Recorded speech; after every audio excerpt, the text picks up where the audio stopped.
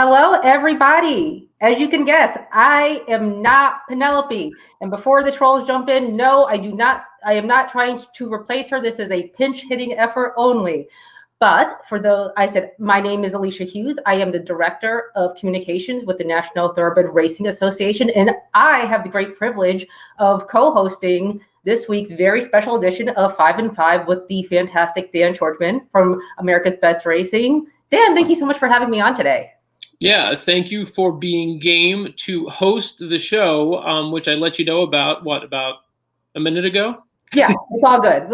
It's racing. We love to do things on the fly here. And because we're not able to have a formal Eclipse Awards ceremony this year, I took the opportunity to bust out one of the dresses that has been sitting in my closet for a year doing nothing. So I'm trying to bring a little glam to the vibe, with it being our 50th Eclipse Awards ceremony coming up on Thursday. It's spectacular. I busted out a designer custom Los Ponis. There we go.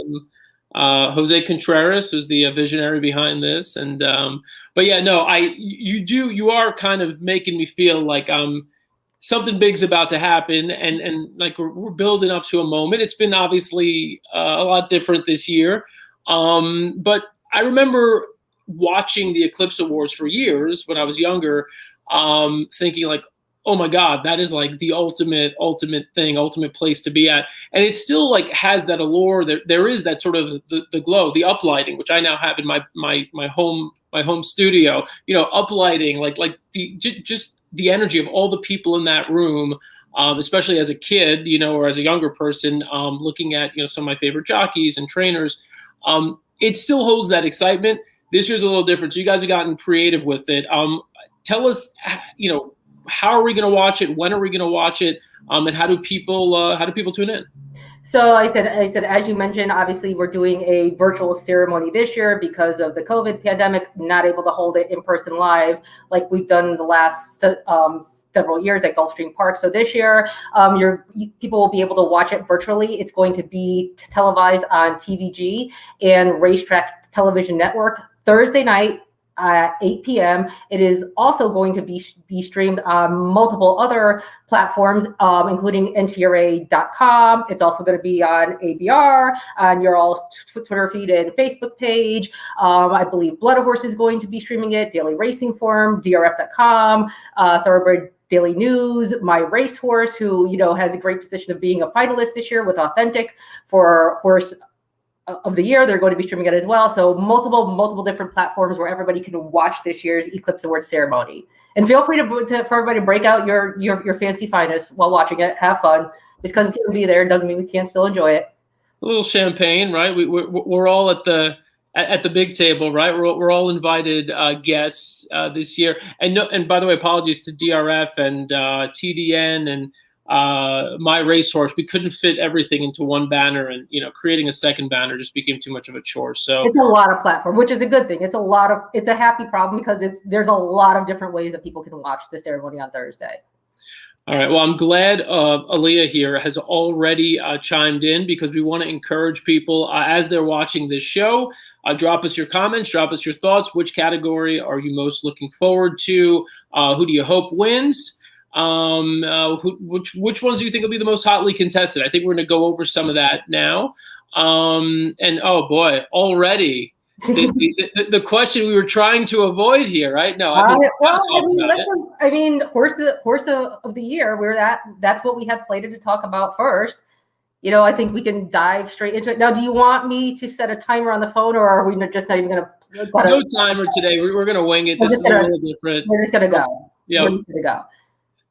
So what do you think here? Horse of the year. I mean, look, we all know, I think, who's going to win. Right. But, the connections and the fans, they love seeing their horse be nominated at least. And so we know that Swiss Skydiver is one that, as Stephanie pointed out here, not among the finalists. What did you make of all that?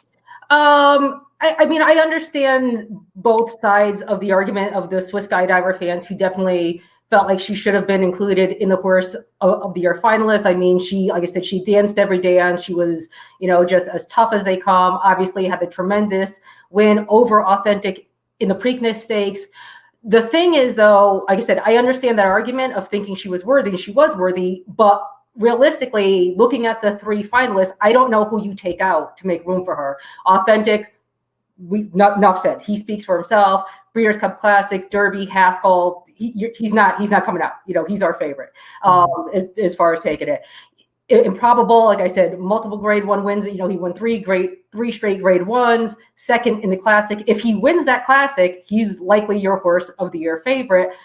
So, like I said, hard to knock, to take him out of that equation. Monomoy Girl, you all know what a huge fan I am of hers, but what she did this year, yes, she only ran 4 times, but when you think about her coming back off of an 18-month layoff from injury and illness, for her to do what she did in the distaff, which was Swiss Skydiver's worst race of the year, realistically, how do you not have Monomoy Girl in there too, especially when you have that head-to-head, and it so clearly went for Monomoy Girl. I mean, she smashed them in the Breeders' Cup. I know the margin of victory wasn't huge, but anybody watching her, you could see that was her race to lose. So, is Swiss Skydiver worthy? Of course she would. In most years she would be in there.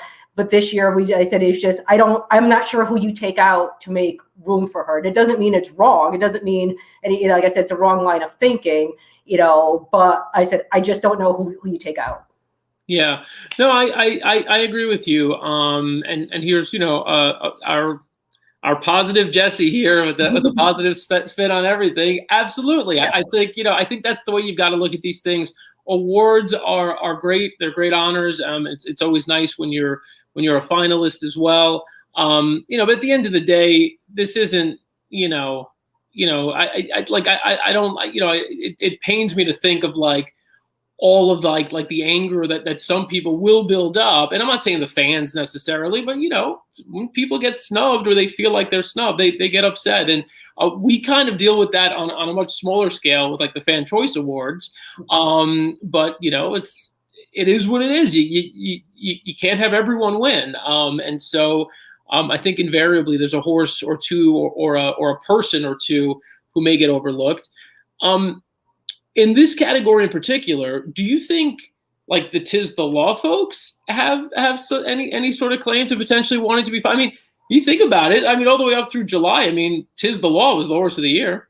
Yeah, absolutely. Yes, but as you said, the key word there, horse of the year. So you got to finish out the year. Horse of the year. Horse of the year. It's not the horse of July and August. Yes, if we had stopped the calendar post Travers, absolutely Tis the Law was your horse of the year. Again, realistically, I said his last I said he lost the Derby, he lost a head-to-head to Authentic there, got beat again in the Breeders' Cup Classic. So again, how do you realistically, you can't put him ahead of Authentic. That's just not happening. That's not realistic. It's hard to make, it's hard to put him ahead of the others who are in there. I mean, honestly, I think Swiss Skydiver would have a better argument than he would to a certain, degree, just looking at who do you take out. But like I said, I don't know. I don't know who you would take out to make room for him. And I look at it as a happy problem of, isn't it great to have so many wonderful horses putting on so many wonderful performances that you have this much depth of contenders to kind of choose from, where people can get angry of thinking, hey, in most years I would have been included. Yeah, but that's a great thing. I always love to have more to work with than less. So I look at it as a happy problem of, you had a great year, you had a great campaign, somebody just had a better one, and that's okay. It doesn't make what he achieved, any less wonderful for his connections. Yeah, no, absolutely. Well said. You mentioned earlier, you kind of, especially with, you mentioned Monomoy Girl, when the voters are voting and we're thinking about these awards, there are, I think, 2 schools of thought. And one school of thought is, you look at the stats, you look at the facts on paper, and you say, this horse had the best year, or this horse in this particular category, this jockey or this trainer had the best year. That's one way of looking at it. That's one way of voting. That's one way of forming your opinions for this. The other school of thought is weighing in all the extra stuff, like the injuries, the you know, the connections who overcame something, or the horse who is 7 or 8 years old, or 9. You know, how much credit do we give them for that? And you know, even in the jockey category, which we're not going to dig into too much here, but you know, like Johnny V, like clearly on raw numbers, he can't hang with the IRADs of the world, right? But think about what he did at his age. Right. Like, and in all the big races, all the big spots, you know, for him, you know, I believe when he got the Derby win with Authentic, it was his 200th grade one win. That's a, you know, it's a big deal. So you have to, you know, like I said, his performance in those big spots certainly carry him. But yeah, like I said, I just love the fact that we have this much quality to kind of sort through. For sure. You know, I always tell people on these shows, if if you compliment us, you're going to get on the screen. Yeah. So, you know, congratulations to Naj for his new position. He's killing it out there. Yes, congrats. Yeah, no, super happy for him. He's going to do some big things. He's already been doing big things. I mean, he's always been doing big things. And every time I see him at the track, even when it's at Aqueduct and it's like 20 below zero, still warms my heart to see him, because he's just the most loving, amazing person. So, and always impeccably dressed too. Always. Like he's like, it could be in a downpour and somehow Naj is still like Natalie turned out. It's incredible. So we're getting this one, which I know we're going to get to in a bit. We could jump to this one, or we could do the next category that you had. Well, I said with male sprinter, that is on our list of discussions. You want to just, shall we just ease right into that one? Let's go for it. So this was one, I mean, I alluded to it a moment ago, where, you know, you could have probably made cases for several horses based on their purse earnings and their graded stakes accomplishments this year. Or you could have just said, look, Whitmore won the Breeders' Cup, and he did it in a pretty cool way. He did it in a way that, you know, you don't see many horses do. I mean, 7-year-old gelding, still racing, still competing, and he blew them away. It wasn't even close. He like destroyed that field, right? I mean, it was like an incredible race.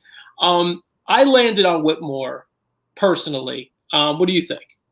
I don't think that's a wrong choice, especially because this male sprint division this year, it was one with a lot of parity where they basically took turns beating up on each other. You know, Vekoma, he had multiple grade 1 wins. He had the Met Mile, the Carter, but again, the Met Mile, it's a mile. Do you really, you know, some people split hairs. Do you consider that sprint?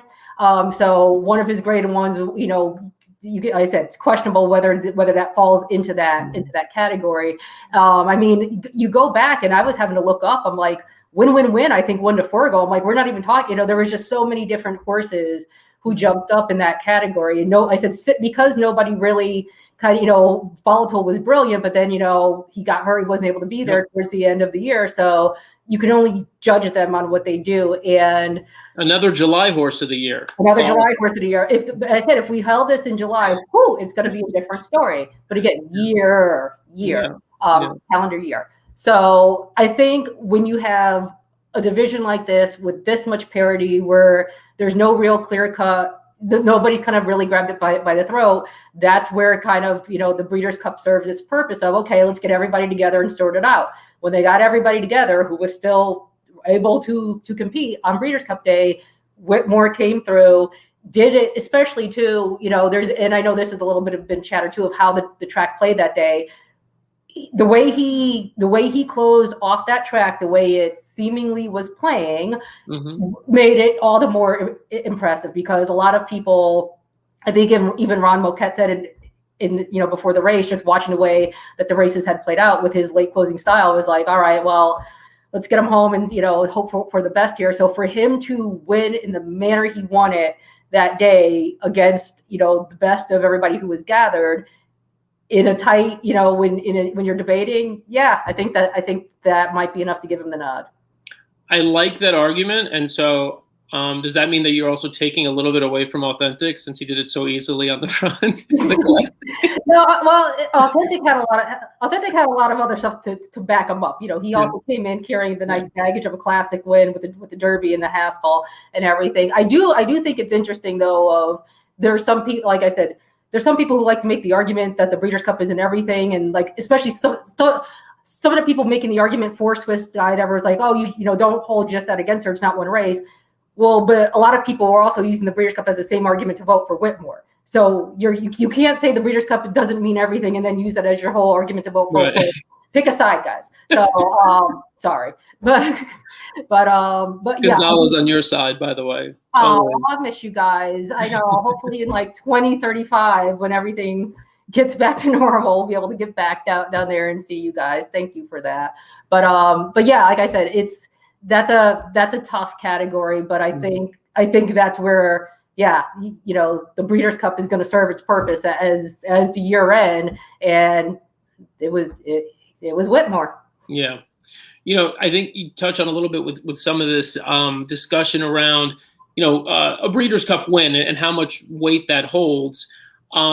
You've got recency, right? So that people that's the last thing people remember mostly when they're putting their votes in. I mean, sure, there are some graded stakes races and big races after the Breeders' Cup, but obviously, not that many that are going to sway opinion. So really, it's the Breeders' Cup. Obviously, given the fact that it's the World Championships and everything else, that I think plays most heavily for voters. But you do have some of these other categories that we could talk about, including female turf horse, where and male turf horse, where that the horses that are often going to be finalists here that are going to get votes based on their Breeders' Cup performances are horses we haven't seen before, who didn't do the campaigns that the horses here. I mean, maybe they had a more grueling campaign overseas, but still they did not race in America. Where do you come down on that part of it?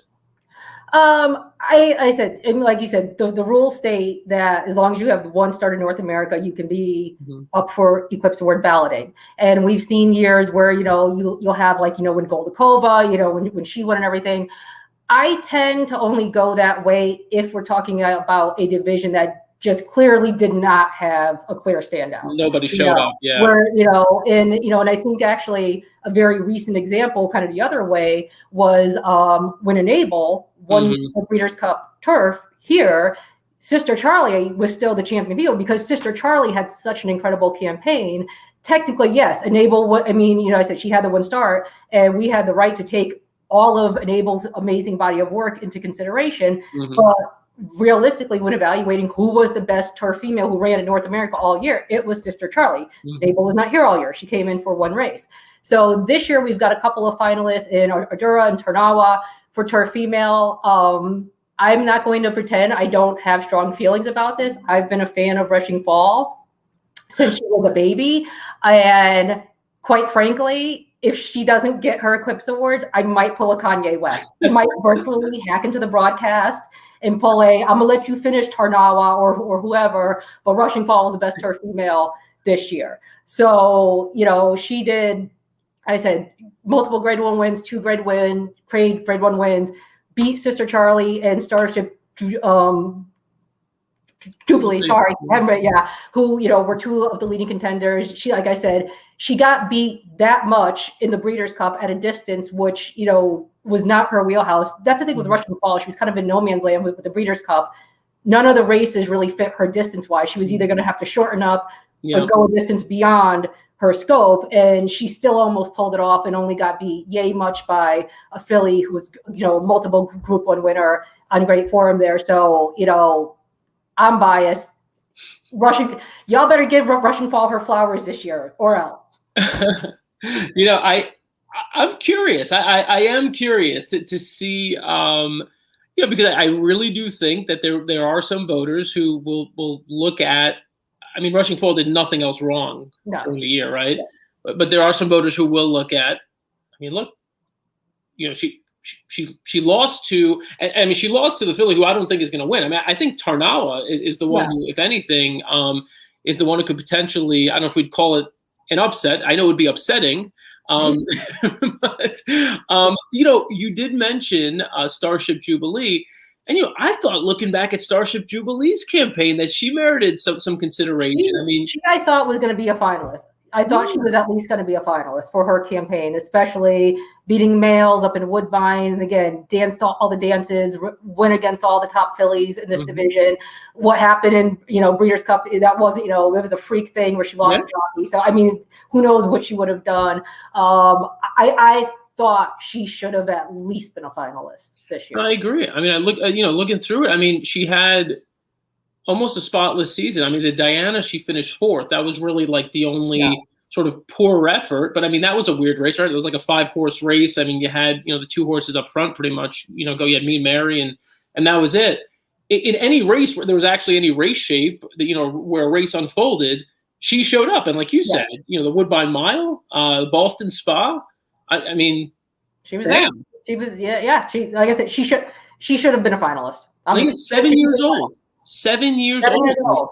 You got to get points. Like there's like senior points. There's bonus points, right? Yeah, got it. Yeah, she should have been in there. She should have been in there. All right, let's see if we got any comments here. Hey, Barry, my man. Barry's saying, hey, he put the Twitter world on its I don't know what on its chair. With the classic viral video from Pegasus this past weekend. I know there were multiple opinions on that, so we'll skip over that, tactfully. And let's see. Oh, this is in reference to this. Yes, I said we'll do it. Like I said, we'll go full Kanye. Well, I said we I don't know technology, but I'll figure out a way to hack into the broadcast. I'll recruit Dan to go hack into it with us. Sorry. Yeah. They should add a lifetime achievement category for the horse that's raced more. That's funny, but somewhat true and valid. And Barry, we ain't mad at you. No, love you, Barry. You're the best. Never. All right, so let's. You want to move over to the turf male division and take a look what we got there. So so this was also an interesting category. Again, there was.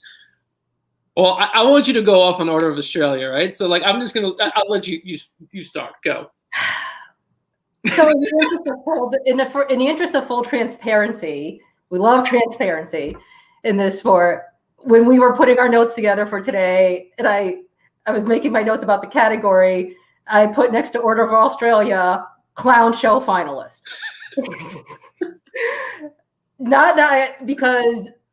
I'm sorry. He was what, 73-1? He was 73-1 for a reason. He had no form coming into that Breeders' Cup race.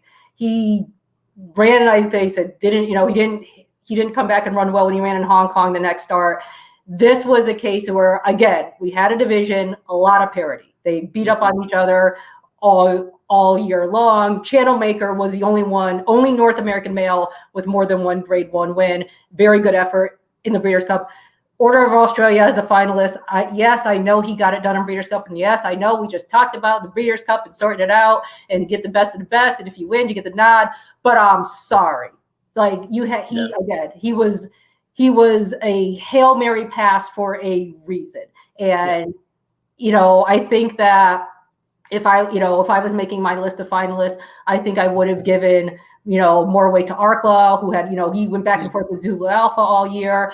A horse like Factored This, who, again, if you stop the year at various points in the calendar, you could have argued he was one of the better turf males. I think there were some other ones who should have been given consideration, quite frankly, over a horse who's, like I said, just, hit the Hail Mary pass on Breeders' Cup Day and had his moment. I think in a division that didn't have a clear standout, I would lean towards Channel Maker. Mm-hmm. I said he's the only one multiple Grade 1 wins, 3rd place in that Breeders' Cup. I think he did enough in that category to deserve the award. Yeah, look, I couldn't knock anyone who voted for Channel Maker or Zulu Alpha. I thought Zulu Alpha actually had. Again, one of those. Maybe I'm just a fan of 7-year-old horses who are, who have really, a great 6-month block, because that's what happened, right? Won the Pegasus Turf, Came back, won the McDermott. I'm looking here at the Elkhorn. And obviously, that's pretty much where it ends for the year. But I mean, that's not a bad year. That's a grade 1. That's a couple of grade 2s. I think there's an argument that you look. You think it's pretty clear cut channel maker. You think? I wouldn't say it's clear cut because this division was not clear cut. Which, not to keep bashing him. That's why Order of Australia. I'm sorry. Well, let me just bash him once more. Listen. Aidan O'Brien doesn't need me to validate anything for him. He's Aidan O'Brien. But that's why he's a finalist. Like that tells you a little bit about how this division went as far as the parity. But yeah, I know. I mean, I don't think it's. This is a division I don't think is a slam dunk. I don't think it's very clear. I would lean towards Channel Maker, like I said, just because he's the one that had the best credentials as far as the top level goes. But Zulu Alpha, like you said, I said he won the Pegasus Turf. Like I said, he was right there. So I said, but I think it's a toss up. So help me God, if they call Order of Australia's name, I'm out. Done. You mentioned Factor This. We talk about horses who are just sort of like fun horses. I mean, I don't know what that horse had to do last year to get any credit. I mean, it was unbelievable. What was it? I mean, I'm doing a quick count here of how many races. Yeah, so I mean, basically, five out of the 6 races to start the year, either won or finished second. Well, finished third in his first race of the year, the Colonel E.R. Bradley. But after that, I mean, it's grade 3, grade 2, all wins, wins. Yeah, I think the Breeders' Cup was like one real offering.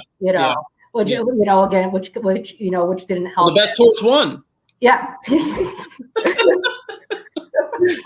Your boy. I'm gonna have to send a basket of flowers or something to pour Order of Australia's ball and everything to make it up for him, because like I said, he showed up on that day. But Order of Australia, I don't know if you know this, is responsible, like in the most indirect, not his fault way, for the most heartbreaking thing that happened to me from a racing betting perspective last year, and that is, I had Order of Australia in my pick 5 after having Whitmore. So I went I think 3 deep and I had Whitmore.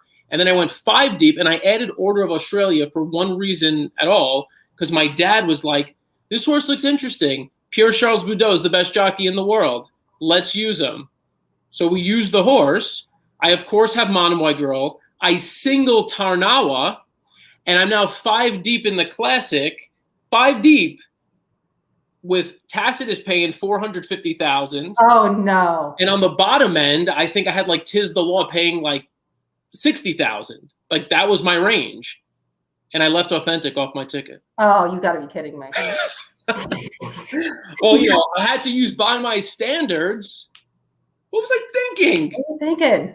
You saw the way the track was playing, and I was tweeting about it. I was like, guys, don't come at me with this no bias thing. I'm like, there is a pronounced speed bias. You knew if he broke well, he was going to be out there. I don't know. I figured Global Campaign or something would go out and press, or somebody. No, well, it's yeah. I've clearly gotten over it. Yeah. It does not keep me up at night at all. Your handicap skills at your worst still best mine at my best, so I really don't have a leg to stand on. I don't know about that. You want betting horror stories? Let me tell you about how much money I bet on Metal Count the year of his Derby. Okay. Ooh. Yeah. Oh God, it was the worst Kool-Aid I've ever drunk in my life. Yeah. I don't know if you saw the comment from Stephanie. She said she wants you to become a regular. We already have a La Trifecta, but I mean, maybe we can do a trifecta box or something like that. Maybe that's what we would call this. We'd be like the Bermuda Triangle, me and Penelope. Let's call it the inverted Bermuda Triangle. Yeah, totally. All right, so we invite people. We're going to hang on for a minute or two more as we wrap up and remind you where you can watch. In this minute or two, if there's a category you want to just touch on real quick, let us know and we'll try to cover it. Let us know what you think. Obviously, Horse of the Year, I think we all agree. This is well played. It's the Triactor. There's no doubt. with the shout out to Woodbine. Yeah, shout out to Woodbine. I miss all my Woodbine peoples. Yes, I praying I get to go up there at some point this year, but maybe that's a long shot with everything that's going on still. But yeah, so remind us again where people can watch the Eclipse Awards this Thursday night. I'm going to pull up the full list of all of our outlets so I can make sure. You haven't memorized all. So I make sure I get it all mentioned. So Eclipse Awards ceremony this Thursday, January 28th, 8 p.m. Eastern time. So West Coast people, make sure you get free to tune in. Is going to be on TVG, Racetrack Television Network. It is also going to be shown live on NTRA.com, America's Best Racing Facebook page and Twitter feed, XBTV's Facebook page, DRF.com, Bloodhorse.com, ThoroughbreedDailyNews.com, Equibase.com, Breeders' Cup Facebook page and YouTube channel, My Racehorse Facebook page and YouTube channel, and Toba.org. So you have a plethora, everybody has a plethora of ways on their outlet of choice that they can watch and see if I hack into the broadcast and read it. I don't know if you saw, you had some offers of hey, if you need to hack in, just let me know. I got a posse now. We do have a couple of hackers here. We do have, you're outdone potentially here by Thunder Snows. Oh my God, yeah, Thunder Snows. That took years off my life. That's not great.